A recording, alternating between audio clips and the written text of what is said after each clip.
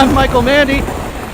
This is Rowdy Jeff, and welcome to this week's edition of the Horror Debate. You caught us in the middle of a conversation, engineer. I know. Well, that's because... Stop starting the debates when we're having an argument over here, you know what I mean? That's just because we're getting on something good here, and this should be captured. So this week we are debating Not the Burrowers. Wasn't that a movie about a bunch of little fairies that take stuff? Yes, sir. The Burrowers. This is which was actually a decent movie. This is called The Burrowers. The Burrowers. And the only thing I want to do is burrow my head in a pillow and scream. Burrowers. This is The Burrowers, directed by J.T. Petty, starring... Isn't he a race car driver? I don't know. They're all JT or Petty or something. Petty I don't know. We're from California. We don't do racing that much. I mean, come on. We have Sears Point, but I think all y'all just drive up here for that. Infineon. Yeah. So anyway, they changed the name of it, didn't they? Yeah. Still Sears Point, though. Yeah, it's Sears Point. We're OGs. Yeah, we're old guys. That's right. OG old guys. OG old guys. The Burrowers, starring William Mapother. Where have I heard that last name before, Mikey? Because his famous cousin is Tom Mapother. Oh. And Tom Mapother goes by the name of Tom Cruise. Exactly. And that's what we were talking about, because you're going to, I've seen that guy. What is he? I said, it's William Mapother. Yeah. And you were like, who's William Mapother? I said, he's related to Tom Cruise. Then it ruined it for me there. See, you know what? Aren't you glad you didn't know that before the movie? I just want to make something clear. Katie Holmes had a special place in my heart till she married Tom Cruise, okay? I used to watch everything this lady was in. I still do, I admit it. But you know what, Tom? I'm not hating on you. You just married my girl, you know, and you're hating on her. And you're not treating her right, Tom. I mean, you know, come on, man, I could do so much better. Anyway, The Burrowers. What this movie is it's a western. Takes place way back in like the 1860s or something like that. Yeah. Where they all ride horses and wear cowboy hats. And stuff. life is slow. That's right. But anyways, the movie is basically what this family is attacked and well, killed, okay. You know, I mean... Can I say this? Can I say something? Okay, say something. The trailer to this movie is all you need to see. All right? Because if you watch the whole movie from start to finish, you will realize everything that you have under your fingernails. How many hairs are on your kneecap. You know, I mean, this movie moves so freaking slow. And I'm like, come on, do something, kill something, shoot at some inanimate object, do something. Get off that freaking horse. He was sleeping on his freaking horse. And the guys behind him were going, how does he do that? And I bet Jeff was sitting there going, I wish I could sleep during this movie. I was sitting on my couch going, Jiminy Christmas, the trailer looked exciting. What happened? This is not the same movie. So basically, the plot of this film is this guy is in love with one of the girls. He goes to her house, and they're all gone. They think they've been kidnapped by Indians. Which reminds me, the plot is kind of like the Searchers with John Wayne. You know, but anyway, they knew they were kidnapped by Indians. But here, they think they're kidnapped by Indians, so they go on this long trek. When in reality, they were only just buried like a few feet away. Because are we talking about a horror buried. movie, Mike? Exactly. It sounds like you're describing like the Old West. I was, the John Wayne film. This is an Old West kind of film. Oh, Mike. But the thing is, instead of Indians, it's these weird creatures that come out at night and then bury them. I thought that I was going to watch the second coming of Tremors.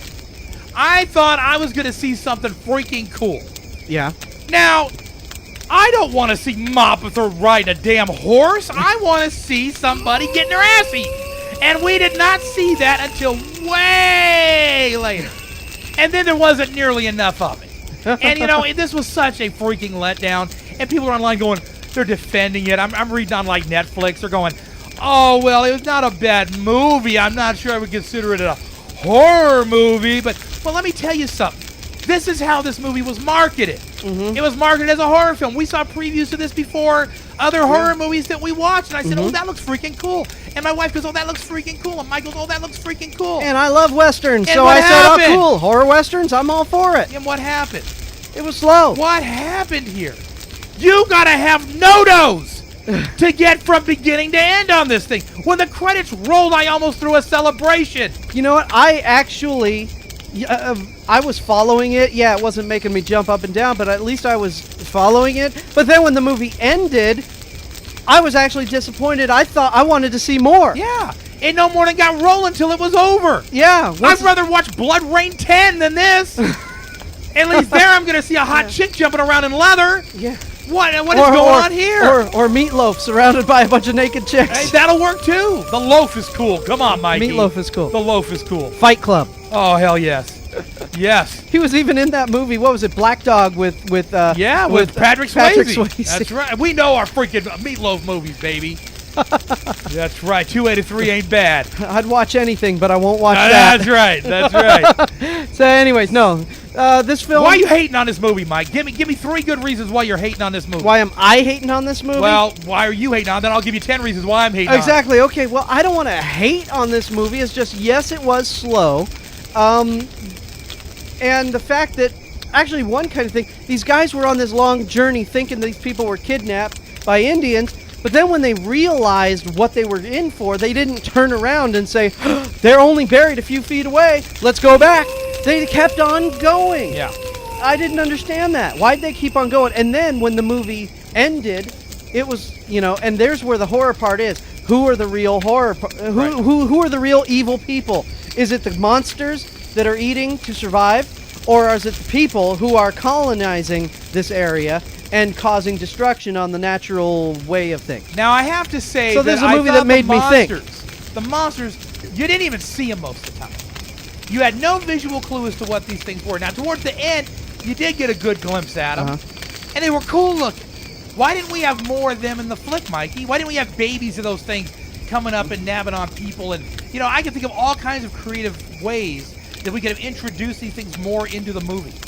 It felt like there was this guy wanted to make like an Old West film. I think he did. He did. And the horror was an afterthought, in my opinion.